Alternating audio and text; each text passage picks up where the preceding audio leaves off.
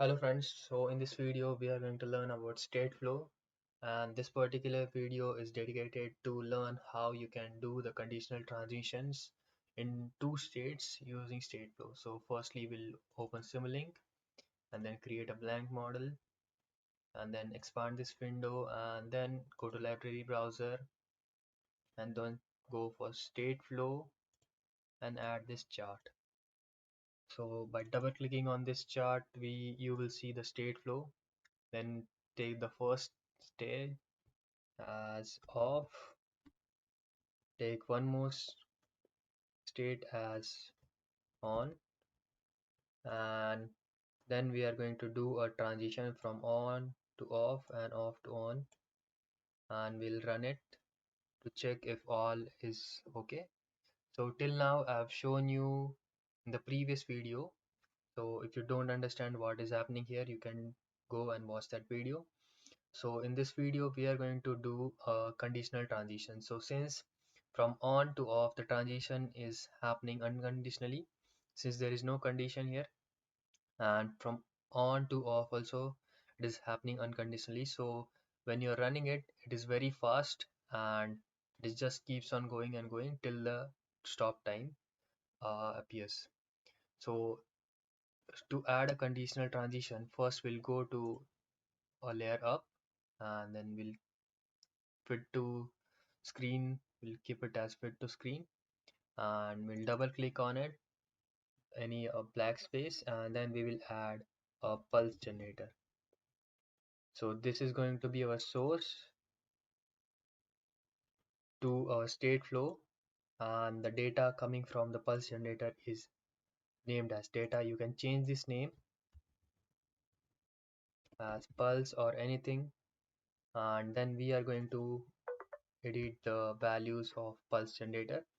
So it will be of time based, and time is used as simulation time.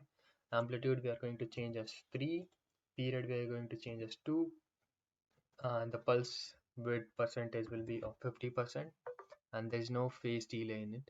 So we'll just say okay to it, and we are going to use this pulse variable in the Stateflow in off and on state to do the conditional transitions. So we'll again fit to screen to see it better, and whenever the pulse is reaching 0, so whenever pulse is equal to 0, we want to transition from off to on.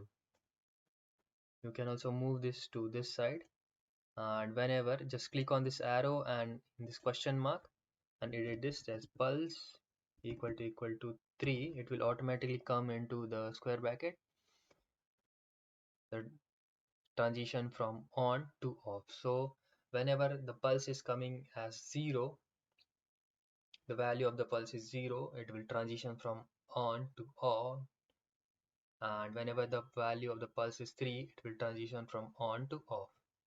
So we will just run it and see what is happening. So still it is happening very fast. So we can slow it down using the speed of the simulation.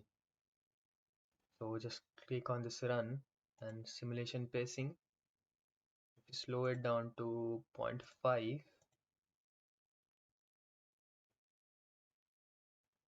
you will see that it is happening at a low pace in a real time. So you may think that it is as same as the previous one, but in this case you can use the pulse value to do the transitions, and you may use the other usable variables which you want to use as a pulse as a variable to do the transitions.